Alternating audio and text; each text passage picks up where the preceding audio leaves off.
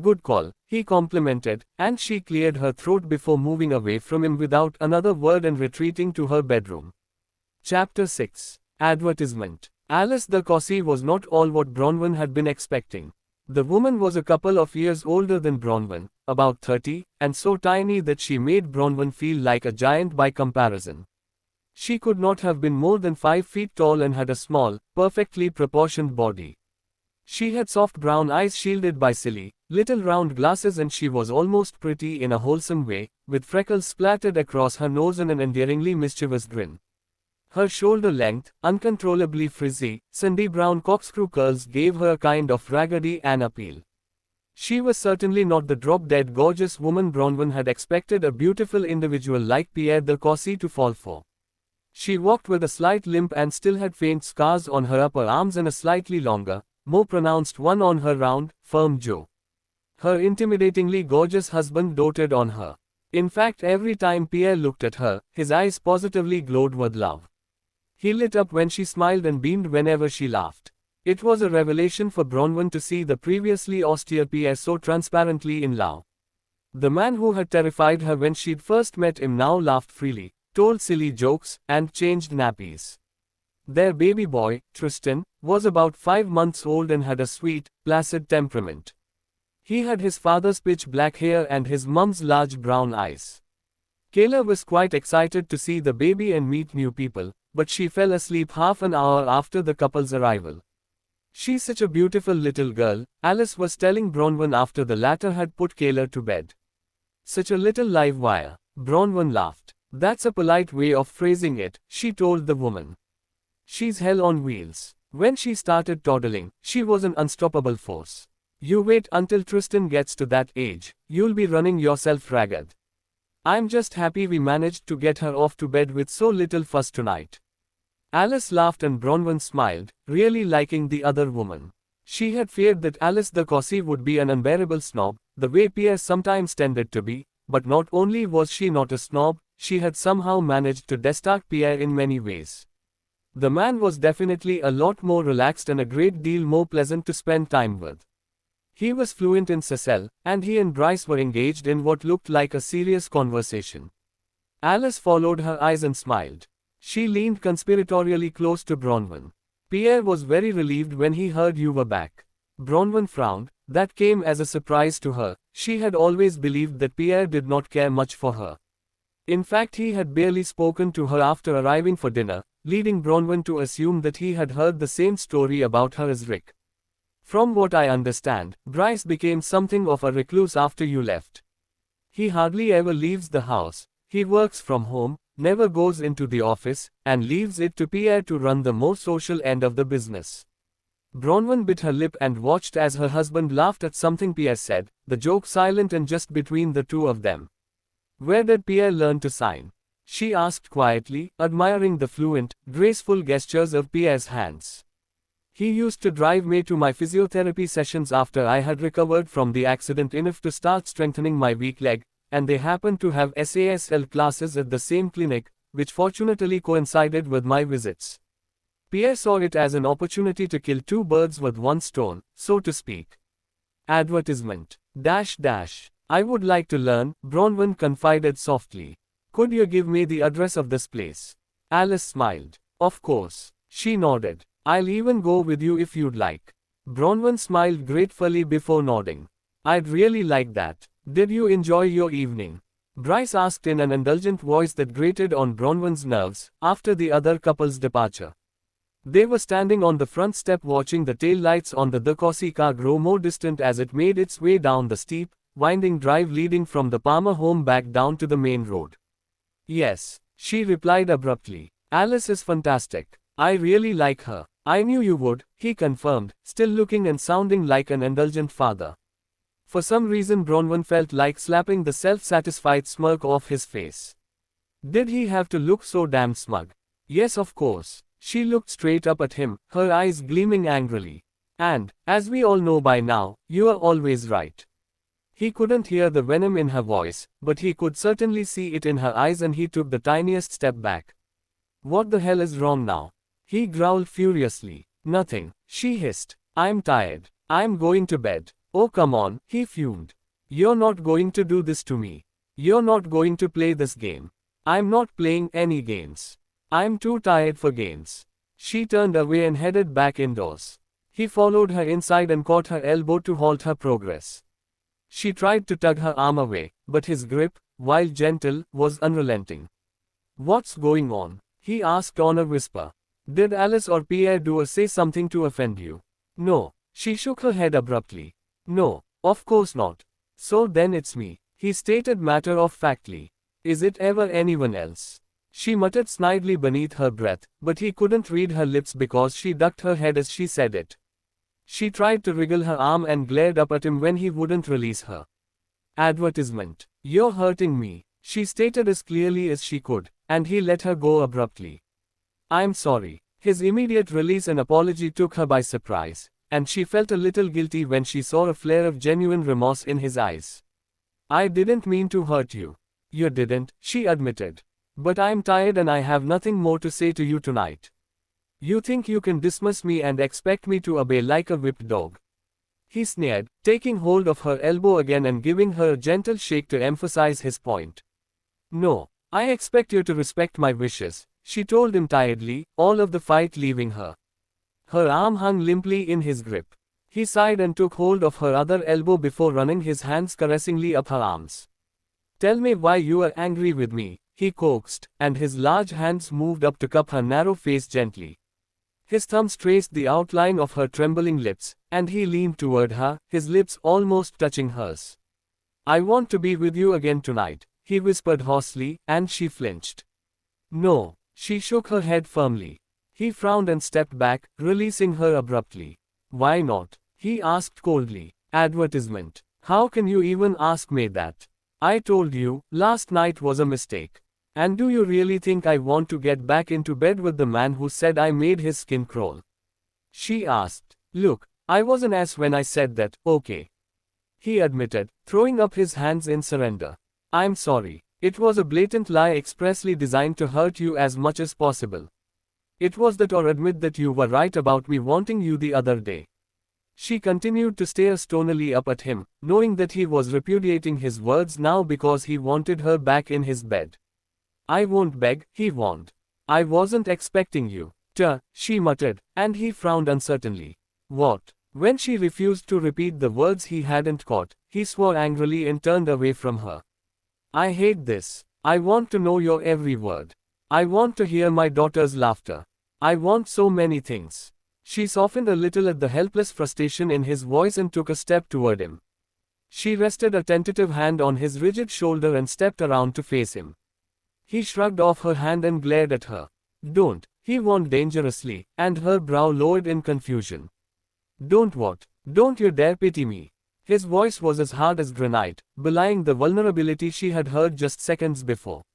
I don't want or need your pity. Trust me, the last thing I feel for you is pity, she told him, but he must have missed the words because his confused frown deepened before he swore in irritation. Just go to bed, Bron, he muttered tiredly as he brushed by her. Bronwyn watched his broad back as he retreated. He turned a corner and she heard a door slamming in the distance as he shut himself into his study. Bronwyn stood there for the longest time, valiantly fighting back her tears of frustration. She did not know this bruised, battered, and embittered man as the Bryce she had adored and married within weeks of meeting him, but there was still something so compelling about him. He reminded her of a badly wounded lion, confused and exhausted but unable to stop fighting. She swallowed down the incredible pain of realization, recognition, and resignation. God help her, she still loved Bryce. She had always loved Bryce.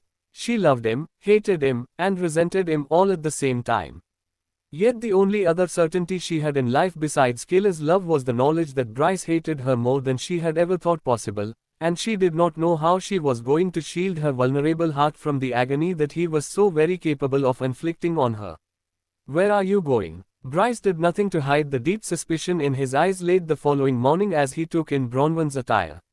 They were in the living room, where Bryce had been glaring down at his laptop screen before she'd distracted him with her presence. She was wearing a pair of designer black slacks, one of the pieces that she had left behind, combined with a pretty silk turquoise top. Despite the fact that the clothes were still a little baggy on her, Bronwyn thought the combination looked charming. Especially with her dark hair falling in lustrous waves to her narrow shoulders and her lips tinted with shell pink lipstick. She had even taken on a healthy, light golden sheen after spending some time out in the sun the day before. For the first time in a long while she was relatively happy with the way she looked. Out to lunch, with Alice, she informed casually, taking a seat opposite his.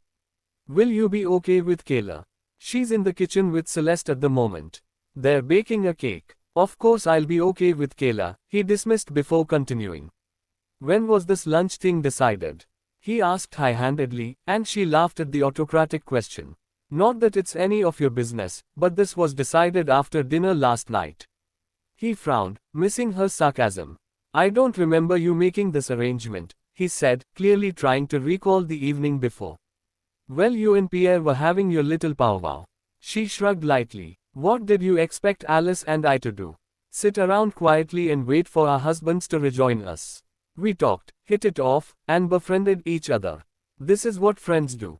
We get together, have lunch, and go shopping. You're not well enough to venture out yet, he said authoritatively. Alice can come around here for lunch. I'll SMS Pierre immediately and arrange it. He whipped his mobile phone out of his jeans pocket, and Bronwyn stayed his hand by placing her smaller one over it. Advertisement. No. She shook her head decisively, and he frowned. But I'm meeting Alice for lunch, she reiterated. I don't like it. Well, that's just too bad, isn't it? She was getting annoyed with his arrogance and her glare told him so. How are you getting there?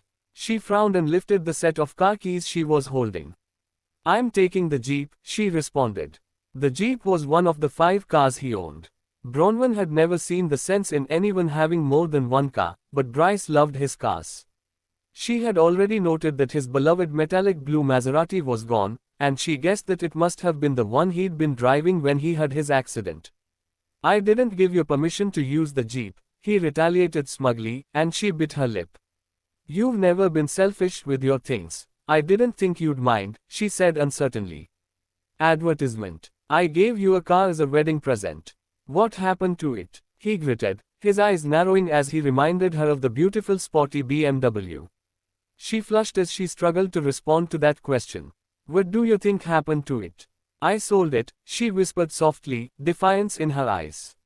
She had loved that car, but she had sold it before selling her wedding rings. She had clung to her marriage, her love for Bryce, and the rings that had symbolized both, for as long as she possibly could. The corners of his lips curled downward and she lowered her eyes, not wanting to see the contempt he had for her reflected on his face. Why? He asked quietly. The question threw her. She had expected yet another one of his scathing set-downs. I needed the money, she confessed huskily. I was 7 months pregnant and I had no place to live. Up till then, I'd been staying in cheap hotels until the money I had in my personal bank account dried up. The money in her personal account had been hers, money earned during her short-lived waitressing career, and that had been left over from her grandmother's trust fund. It had lasted longer than expected after she had scrimped and saved, going without a lot of things in order to keep a roof over her head. She had worked 3 separate jobs, until she had been forced to concede that she wasn't doing herself or her unborn baby much good. So eventually she'd had to sell her car and put some of the money down as a deposit on the small flat that she and Kayla had been still living in when Rick found her again.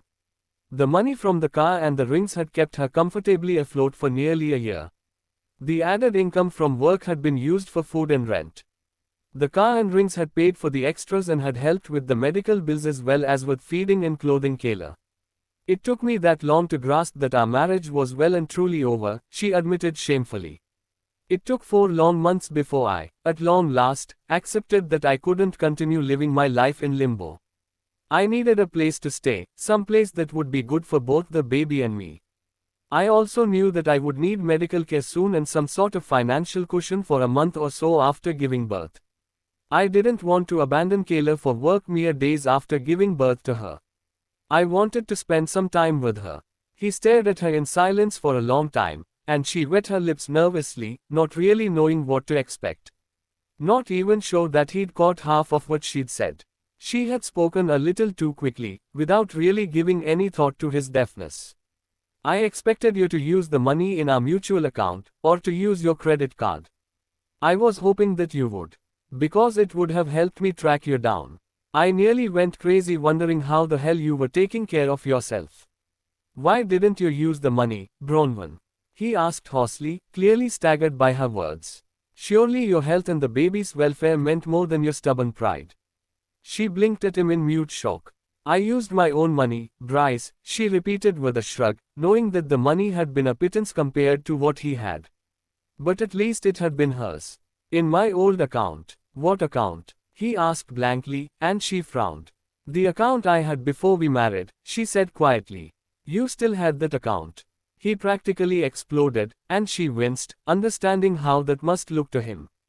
After 2 years of marriage, you still had a bank account in your maiden name. What the hell was that about, Bronwyn?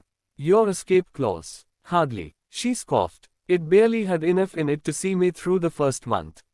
I just never got around to closing it, that's all.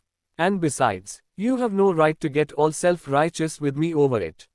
You had cut me off so completely I'd assumed. What? That I'd be happy to let you and the baby starve to death or wind up homeless. He interrupted fiercely, and her mouth opened and then closed again as she tried to gather her thoughts. Yes, she should probably have used the money. When she thought back to all the unnecessary suffering that she had endured, it seemed stupid now, but at the time she'd been trying to prove a point. Bryce, she tried to find a way to explain her decision to him and drew a complete blank. After 4 months of constant and inexplicable rejection, I gave up on trying to reach you. By that point I didn't think that you deserved to have the baby or me in your life. I wanted to move on and couldn't do so with your money. I needed to do it on my own, without being beholden to the man who had made it clear that he didn't want anything to do with us. I didn't feel entitled to your money after making that decision. You didn't feel entitled to it. Bryce latched onto those words, obviously dismissing the rest of what she had said. To the father of your child's money. I don't even know how to respond to that, Bronwyn. You may not have felt entitled to it, but Kayla certainly was, and is, entitled to it. You could have set aside your pettiness and considered her in all of this. Advertisement. Oh, please just stop throwing Kayla in my face. I did everything I could for her. I gave her the best I could afford after you kicked us out. How was I supposed to know you'd have this turnaround where the baby was concerned? As far as I knew, you didn't want her and didn't think that she was entitled to anything you had. She didn't want for anything. Her clothes may not have had designer tags and her toys may have been second-hand, but my baby was well loved and well taken care of. Don't you dare imply anything else. More interminably silent staring from him, but she refused to lower her eyes, refused to be intimidated or cowed by him. Instead she met his inscrutable gaze head-on, with chin tilted defiantly, eyes sparking, and fists clenched. She looked like a feral cat ready to defend herself and her baby against any and all threats. What time are you meeting Alice?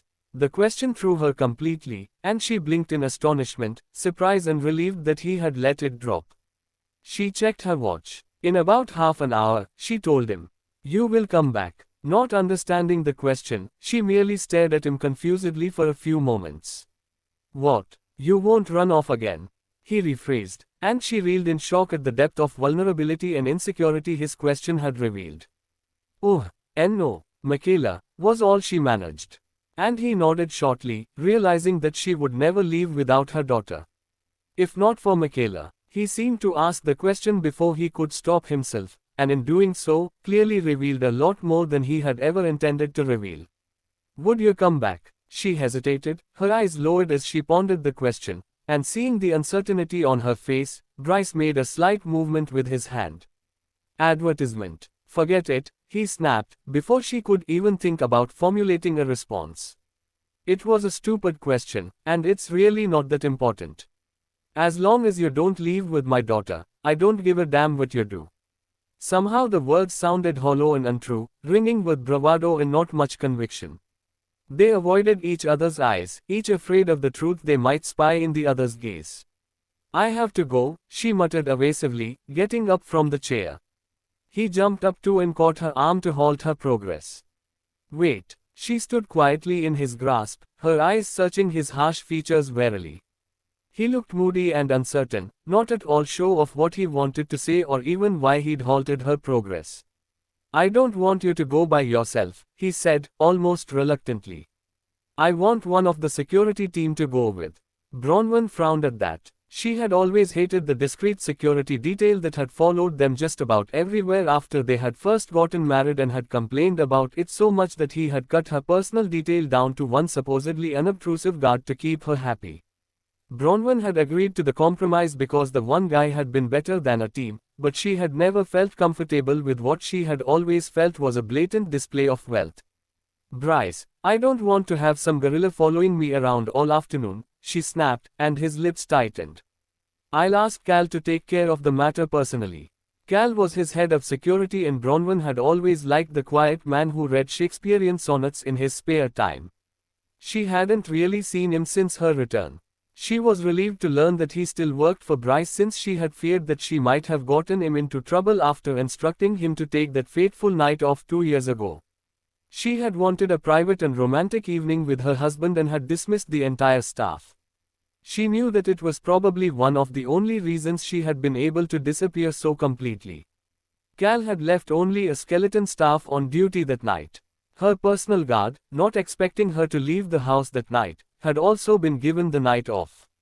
I'm glad Cal still works for you, she said, all the heat fleeing from her voice and expression. He's been acting as my personal guard, Bryce said before making an odd sound in the back of his throat. You still have my numbers, right? He continued hesitantly, and she nodded again. If you need anything, or if you feel ill, call me. Bryce. She smiled reassuringly up into his eyes. I'm fine, but in the unlikely event of that status quo changing, I'll be sure to give you a call. His eyes frosted over. Don't mock me, Bronwyn, he said coldly, and she shook her head, alarmed that he had misread her humor. I wasn't, she assured gently, lifting her hand to cup his jaw. I'll be fine, but I promise to call you if I feel ill. He stepped away from her soft hand, leaving it hovering in midair. He continued to look down at her for a few long moments. I'll tell Cal to meet you in the garage. Let him do the driving, he said bossily before swiveling on his heel and leaving the room. Bronwyn sighed despondently and stared after him for one long, wistful moment before straightening her shoulders and leaving too. Advertisement. Alice met her at the restaurant entrance with a warm hug and a smile. Her mischievously sparkling eyes traveled past Bronwyn's shoulder to where Cal stood hovering in the background, before tossing a conspiratorial glance back over her own narrow shoulder. When Bronwyn saw a large man, similarly dressed in black suit and dark glasses standing a little off to the side, desperately striving to look unobtrusive, behind Alice, she laughed in genuine amusement. All the cool kids have one these days, Alice wisecracked cheerfully, her expression so comical that it set Bronwyn off again. Where's Tristan? Bronwyn asked Alice after their initial warm greetings. I told Pierre that this was a ladies' afternoon and as such he had to take Tristan to the office with him. She grinned. He was a bit reluctant. He loves having the baby around, but Tristan has this nasty habit of chewing important documents. Pierre still shudders every time he thinks of a certain document that got gummed just minutes before he had to hand it back to the legal department. The way he tells it, he had no option but to give it back as is. He made no comment about the drool and as such none of the legal team had the courage to say anything either. They merely retyped everything before sending it off. She laughed conspiratorially. According to Pierre it was damned embarrassing. She imitated her husband's voice and accent perfectly, and Bronwyn's grin widened appreciatively. Apparently he has an important meeting today, but I hardly ever get time to myself, so while he may grumble, he doesn't really mind. In fact, he'll never admit it but he gets a total thrill out of having his son to himself for part of the day. Well, I still feel a bit guilty about leaving Bryce with Kayla, Bronwyn admitted. He's been remarkable with her, but I feel like he's been doing all the work. So, Alice interrupted coldly, you have been doing all the work for the last 2 years, and you've paid for it with your health. It's time for Bryce to put in some hours. And you can't tell me he's not enjoying this time with her. He's getting to know his daughter, and from what I could see last night, he's totally in love with her. Advertisement. Bronwyn nodded with slight smile. So no more guilt, just enjoy yourself. As far as I can tell, you haven't had too much fun over the last 2 years. Bronwyn's smile faded, and Alice shrugged, the gesture so Gallic, it could only have rubbed off on her from her husband. I know nothing about your situation, Bronwyn, she said quietly. But Pierre's version of events, definitely gleaned from his friend, was so one-sided that I'd always vowed to reserve judgment until I met you. And there seems to be a whole lot that Bryce left out when he told Pierre his story. I mean, he had certainly never told Pierre that you were pregnant. I can't tell you how shocked Pierre was when he learned that you were back in Bryce's life and with a child. Bronwyn blinked stupidly at that. Pierre hadn't known about her pregnancy. She had a sudden vivid flashback of Rick in her room at the hospital. It hadn't really sunk in at the time. She had been frightened, panicky, and floating on a medicated cloud, but her brother-in-law had looked startled at Bryce's first mention of a child. How could Bryce not have told Rick or Pierre about their baby? Had he told his crack team of private investigators? It was a bizarre detail to leave out. If he really wanted to find her, why wouldn't he have told anybody about her pregnancy? Surely it would have made his search easier. Granted, some instinct had urged her to use her maternal grandmother's maiden name over the last 2 years, just in case Bryce decided that he wanted her baby and not her. It had been bothersome because she'd had to keep changing doctors and clinics. Nobody would have believed her forgotten ID story twice.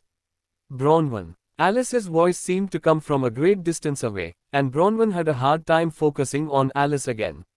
Are you okay? Why wouldn't he have told Pierre or Rick about the baby? She mused aloud, and Alice frowned. That's a good question, Alice murmured. But one that only Bryce can provide the answer to. Bronwyn nodded absently but found it hard to focus on anything else for the rest of the afternoon. She enrolled in the sign language classes after lunch. The clinic offered afternoon and evening classes, and Bronwyn opted to attend a day class once a week. She and Alice also arranged a standing lunch date on the day that she would attend the class. So every Tuesday, same time and place. The other woman double-checked as they said their goodbyes a couple of hours later. And next time, let's keep the husbands out of the conversation. I'm sorry if I seemed a little distracted, Bron apologized quietly. It's just, forget it, you and Bryce obviously still have a great deal to work out. The house was in chaos when Bronwyn returned home half an hour later. Kayla was screaming her head off in the den while Bryce held her writhing little body in his arms as he frantically tried to soothe her. Celeste stood to the side, wringing her hands nervously, a concerned look on her plain face. Advertisement. Oh my God, what's going on here? Kayla's crying worsened when she heard her mother's voice. She managed to pull herself out of her father's arms and launched herself toward her mother, her unsteady gait nearly sending her off balance. Mummy. Kayla, ouch. Kayla, ouch, Mummy. Bronwyn sank to her knees, and her heart dropped like a stone when she registered the genuine fear and pain on her little girl's face. As the child crept into her mother's open arms and snuggled against her chest, Bronwyn allowed her furious eyes to meet Bryce's. His face had closed up like a shutter, a remote look in his eyes as he stood watching them, his hands thrust into his trouser pockets. What did you do to her? She hissed, her maternal instincts on full alert. I trusted you to look after her and I come back to this. Kayla had stopped her hysterical sobbing and was hiccuping into Bronwyn's chest, her tense little body relaxing as she clung to the familiar comfort her mother represented.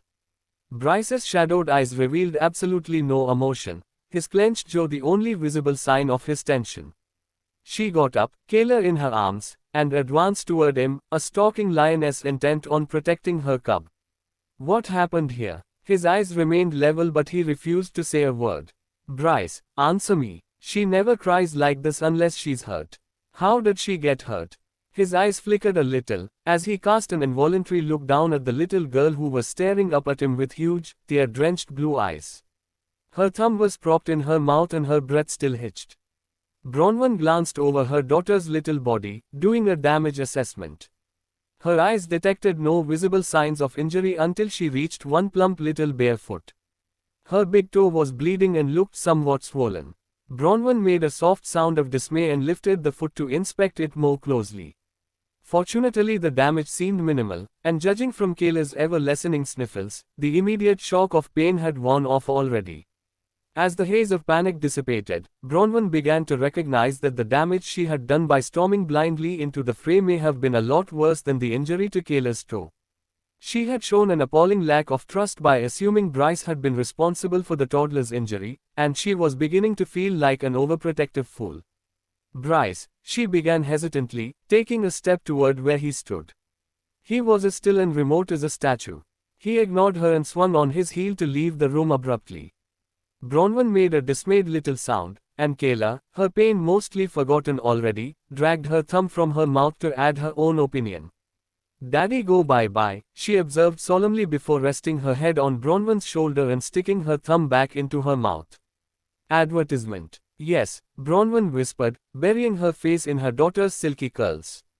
"Daddy's gone away." But that wasn't entirely true. He hadn't left the house. She had heard his study door slam and knew that he was probably brooding in there.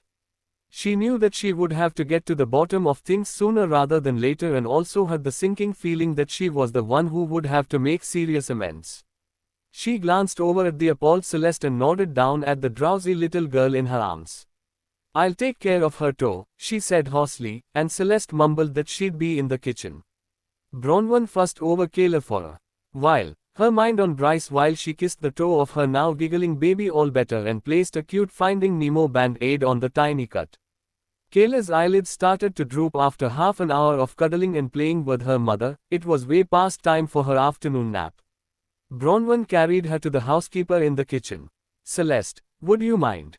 She left the question unfinished, and Celeste nodded immediately and bustled forward to take an unprotesting Kayla into her arms. Bronwyn dropped an affectionate kiss on the sleepy child's forehead before hurrying out of the room toward Bryce's study. With each heavy step she took, she felt more and more like Daniel preparing to beard the lion's den. When she reached the ominously shut study door, she paused to listen but couldn't hear a sound coming from behind the door. She cautiously knocked on the solid wood before berating herself for her thoughtless action. Now she faced an unfamiliar dilemma. Did she just enter? Or did she wait until he eventually came out on his own? She regarded the suddenly insurmountable obstacle of the door cautiously before deciding to take the bull by the horns and open the door. Bryce sat behind his huge desk, with his elbows resting on the gleaming wooden surface and his face buried in his hands. His large shoulders were shaking slightly. He looked terribly vulnerable, and in that moment Bronwyn felt like a voyeur of the worst kind. She cleared her throat to alert him of her presence and then swore softly beneath her breath when she realized that the gesture was as futile as her knock had been. "Bryce." Again she swore, feeling like a complete idiot, and hesitantly took a few steps toward him, lifting her hand to his shoulder in the process. He leaped out of the chair like a scalded cat and swore furiously. He glared at her, looking a bit shaken and a lot furious. "Don't sneak up on me," he berated hoarsely. "I didn't," she protested, shocked by the near violence of his reaction. "I knocked but." "You knocked." His voice dripped with derision. "I can't hear, damn it." "Advertisement." "Well, what was I supposed to do, then?" She responded defensively. "There's a doorbell," he informed, calming down marginally, and she stared at him in confusion. "A doorbell? But how?" Her question trailed off when he pointed toward the lamp on his desk. "The lamp is rigged to flicker when the bell rings. It works for both the front door and the study door. 2 flickers for outside, 1 for inside."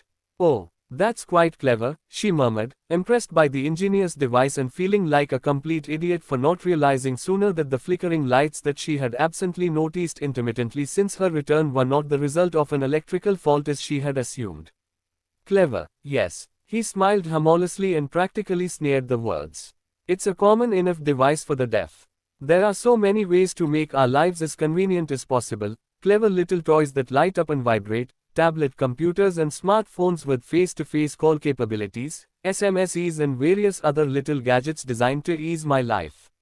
Yet not one of these clever little toys would ever be able to alert me to the fact that my little girl is standing right behind me, trying to get my attention. Not one of them could prevent me from turning around and treading on her before I'm able to stop myself."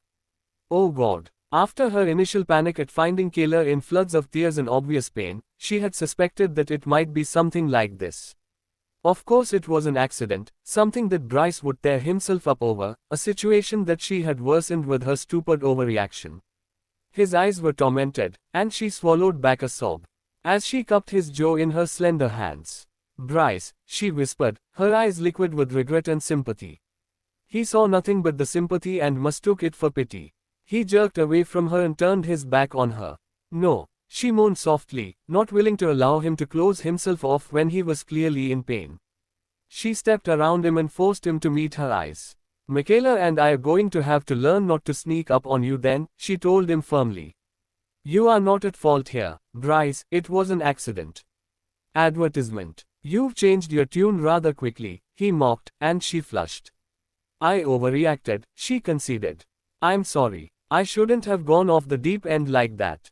I know that you would never intentionally hurt our daughter. Intentionally or not, I did hurt her, he pointed out harshly. And I can't promise that it won't happen again in the future. And she's frightened of me now. I don't think. She's a baby, Bryce, Bron pointed out firmly. She was shocked and in pain, but she'll soon forget. Children are resilient and have a much larger capacity for forgiveness than we do.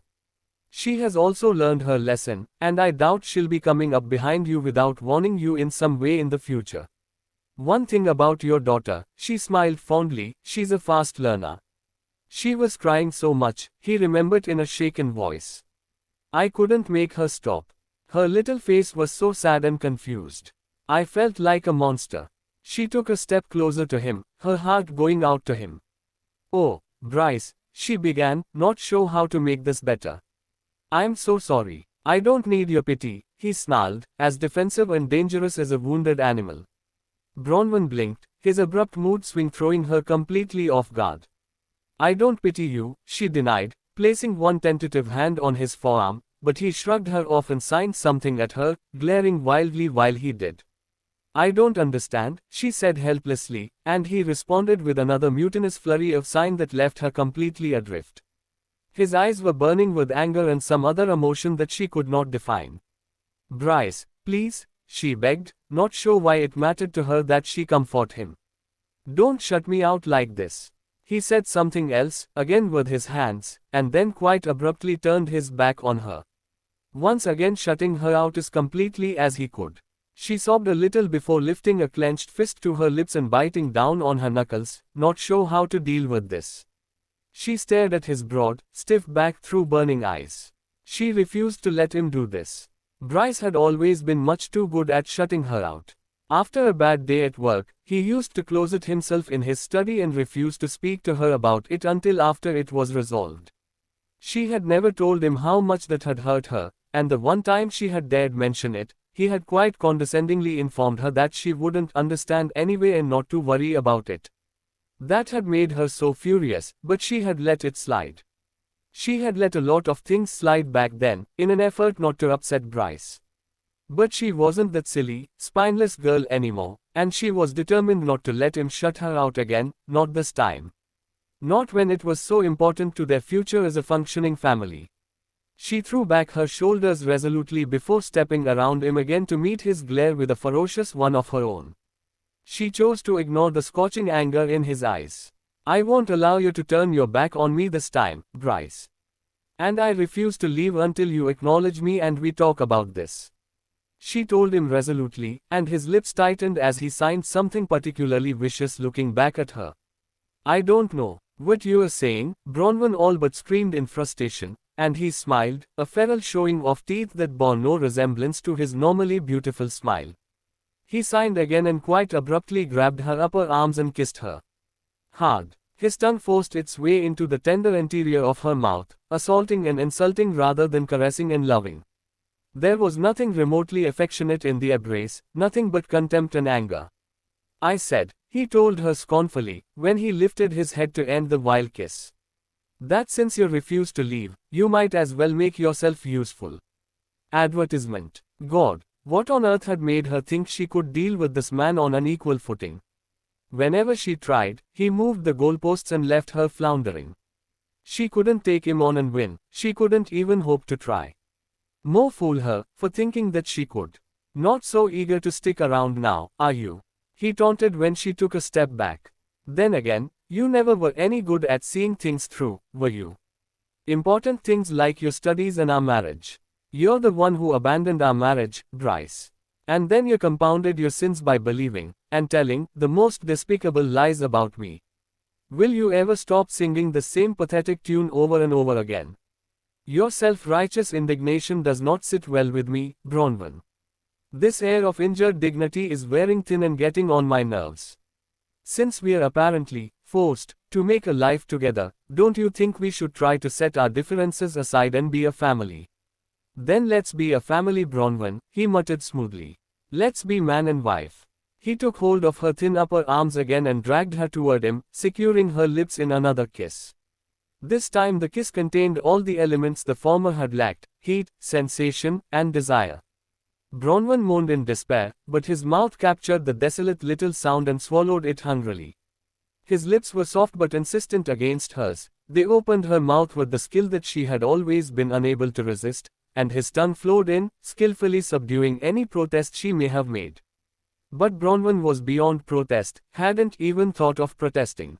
She knew that this wouldn't solve any of their problems, would probably worsen them if anything, but she had always melted at the first sign of tenderness from him, and this mocking kiss was so humiliatingly tender. His hands moved up to cup her face, thumbs caressing her jaw as he coaxed her to open up a little more, to respond despite herself, and, God help her, did she respond. She kissed him back, parried with his tongue, and ran restless, seeking hands over his shoulders, his neck, and his face. He made a satisfied little sound when her questing hands burrowed beneath his t-shirt and found the silky hot skin beneath the cotton. Somehow, together, they managed to rid him of the t-shirt without once losing contact. Her blouse soon followed suit. Before she knew it, the rest of their clothes were off, and they were skin to skin, with nothing between them but a fine sheen of sweat. He closed his hands around her waist and lifted her up. Bronwyn immediately knew what he wanted and obliged him by wrapping her long legs around his waist and her arms around his neck. He staggered toward his desk, her weight throwing him a tad off balance, but his mouth never lost contact with hers. There was a terrible clatter as he swept stationery from the surface of the desk, nearly sending his computer monitor toppling over the side in the process. He lifted his lips from hers as he laid her down on the desk and plunged into her in the same fluid motion. Someone sobbed in relief. Bronwyn didn't know which of them it was, but she suspected it was Bryce. He rested there for a while, bearing her down with his weight. He felt big, hot, and hard inside of her and showered her face with worshipful little kisses as he began to move. Her legs had fallen away from his waist and now dangled over the edge of the desk with her thighs spread wide to accommodate his powerful thrusts. His hands were flat against the desk on either side of her head as he focused all of his formidable attention on their mutual pleasure. Advertisement. He was starting to groan, and his long, smooth strokes were becoming choppier and less controlled. Bronwyn drew her legs up and wrapped them around his waist again, lifting her bottom from the desk to allow him easier and deeper access. He lowered his head to her breasts, licking, sucking, and kissing them hungrily. One of his hands dropped down to where their bodies were joined and he touched her in a way that had always driven her wild. This time was no exception. She grunted in surprise, breathing his name, before squealing with pleasure as she shuddered, then shuddered again and fell apart all around him. He moaned, moving his hands to her slender hips to hold her steady as he focused fiercely on her contorted face. Sweat was beading on his brow as he slammed into her. Bronwyn, who was just descending from her climax, tensed up again as yet another powerful orgasm crept up on her. Bryce's back arched and he lifted her clear off the desk with his frantic plungers. He held her close as he shuddered violently and poured himself into her, as they came simultaneously. They cried out their pleasure and desperately clung to each other as the world receded. Bryce collapsed onto her and she briefly bore his full weight before he braced his hands on the desk and relieved her of some of the burden. His eyes were searching her face almost desperately, and Bronwyn wasn't sure what he was hoping to find. He kissed her sweetly and the part of him that was still buried deep inside of her pulsed lazily in reaction to the gentle caress. Bronwyn gasped as she felt the movement and wondered if they could do it again so soon after the mind-shattering bliss of just minutes before. But he ended the kiss abruptly and lifted himself off and out of her without any warning. The suddenness of the separation left her feeling ridiculously vulnerable. He swore, his face darkening with anger. I didn't use any protection. She flinched at the reminder of how much he would loathe getting her pregnant again.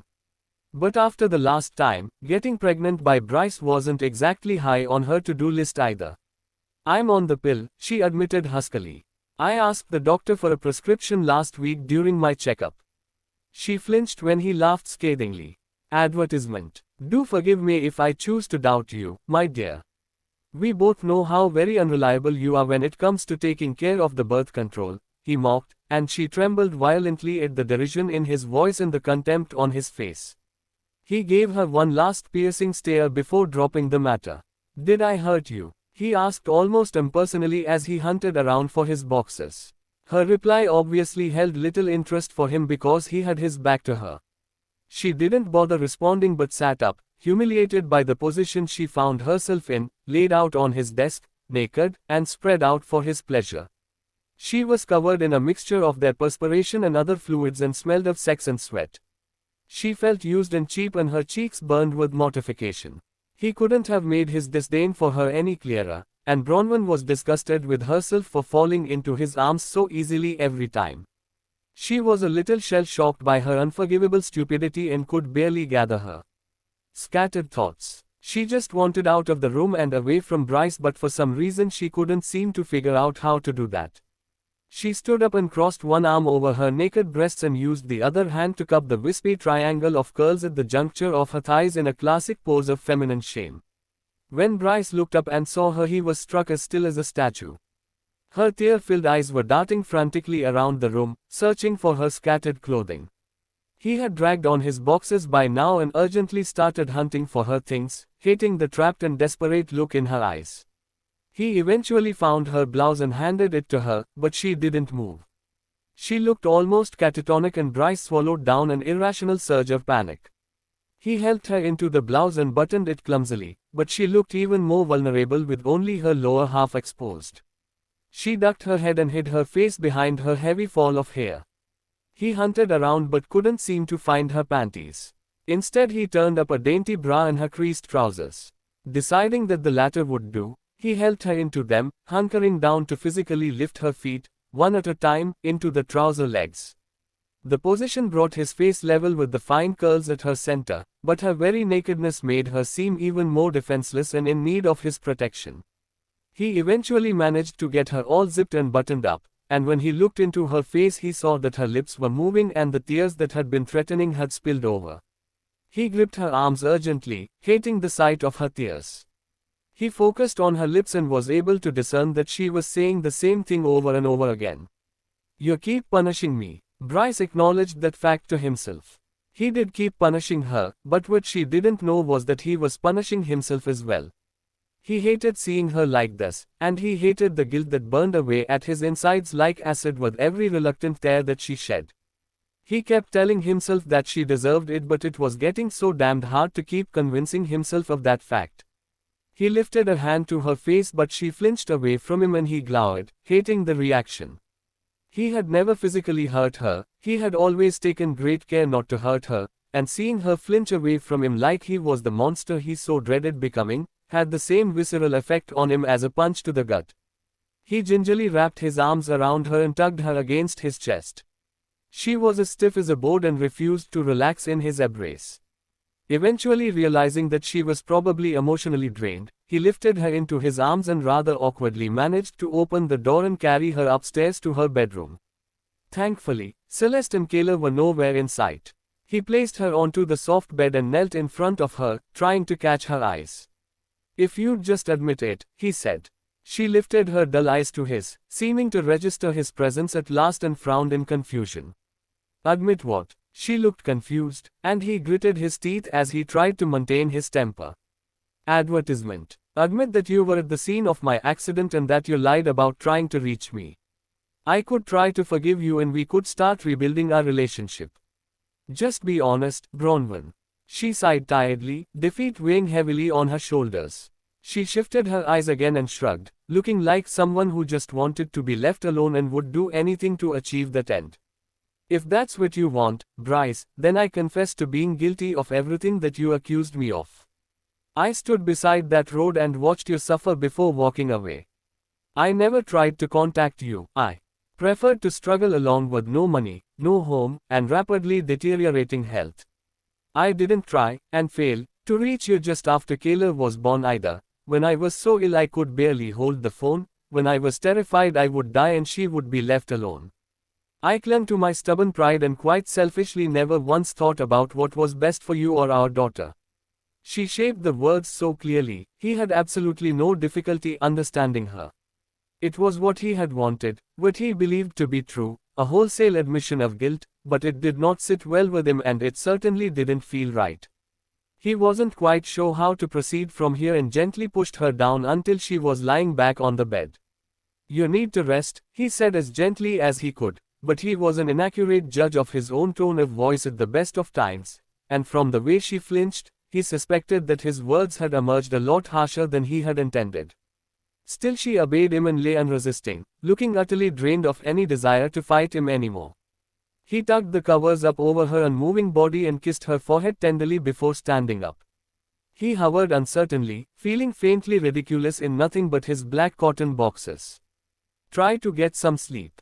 Don't worry about Kayla. I'll see to her dinner and get her to bed. He seemed to be rambling now and Bronwyn was confused by his uncertainty. I'll bring her up to say good night later. Things will get better now, Bron, he vowed in an awkward rush, but Bronwyn refused to acknowledge his impulsive promise. You'll see. They'll get better. Advertisement. Well, things certainly felt better when she woke up the following morning. She felt warm and cherished and soon realized that it was because she was being cradled in Bryce's arms with her back pressed to his warm chest. It was only the second time she found herself waking up beside him since her return, and after the events of the last 24 hours, she felt more than a little ambivalent about his presence in her bed. He had one arm wrapped around her waist with his hand cradled between her breasts, and the other arm was tucked beneath her head. One of his muscle thighs was squeezed between her own slender thighs. Against her better judgment, Bronwyn felt safe, secure, and almost cherished. She felt his warm and steady breath feathering against the vulnerable nape of her neck, and she fought back a little shiver of pleasure. She slowly became aware of the fact that they were both naked, and vaguely recalled Bryce brusquely helping her out of her clothes sometime during the night. The scorching hot length of his erection was pressing up against the small of her back. She immediately tensed. Relax. His voice sounded like the contented purr of a cat and had the exact opposite effect of relaxing her. I'm not going to jump you this morning.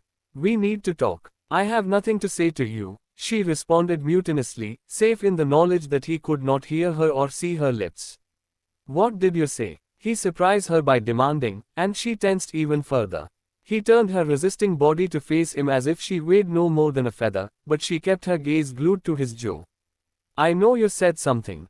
I could feel the vibration in your chest. I asked what you wanted to talk about, she lied, meeting his eyes. He looked unconvinced, and his eyes seethed with frustration, but he tamped it down determinedly. Us. I thought we'd said all that needed saying last night, she responded. I'm a liar and you're the victim of my vindictive and cruel nature.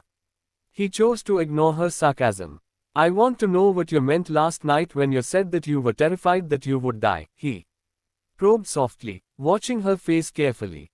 They were lying so close together that it was difficult to conceal the smallest emotion from him. There were complications. She shrugged casually. It was a difficult pregnancy, worsened by the fact that I was malnourished. How humiliating it was to admit that. She lowered her eyes again, embarrassed by her inability to take care of herself. I was underweight and weak by the time I went into labor. It was a long, intense labor, and because my body had been deprived of the vitamins it needed during the pregnancy, it was ill-equipped to deal with the trauma of an extended labor. There was some tearing, I lost a lot of blood and went into shock. I remember them asking for the name and number of my next of kin right after Kayla was born. She felt moisture on her cheeks and was appalled to discover that she was crying silently. God, she was so sick of crying all the time, but it was so difficult to recall the fear and absolute loneliness of that moment without succumbing to emotion. I was so scared. I just wanted to hold my baby. I wanted to be sure that she was okay. The doctors all looked so grim behind their masks. They told me that she was fine but nobody would show me.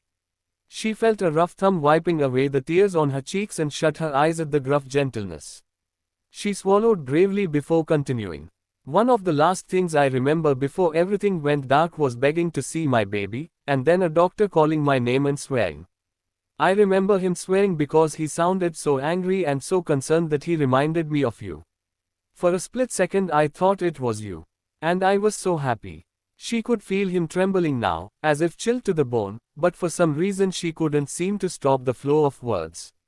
He had asked, he had wanted to know, and she was not going to sugarcoat it for him. She cleared her throat hoarsely before continuing. Advertisement. They told me my heart stopped, twice. Of course, I don't remember it at all. I just woke up to the sound of Kayla's crying. It took so much strength to turn my head but. She smiled radiantly up into his face, her tears blinding her to his expression. She was the most beautiful thing I'd ever seen. So perfect and so healthy, and in that moment I knew that I would do anything to keep her safe. Bronwyn. Bryce's throat was tight with emotion, and he struggled to get the words out. Why didn't you call you? She completed the question and gazed at him levelly. Perhaps I was stubborn, or stupid. Maybe I didn't love Kayla enough to want the best for her. He didn't want her truth, he had forced her into uttering the only major lie she had ever told him, and she would be damned if she ever tried to convince him of the facts again. She was tired of defending herself to a man who refused to see the truth. Well, now the truth was something that Bryce would have to discover for himself. She had given up on it and on him.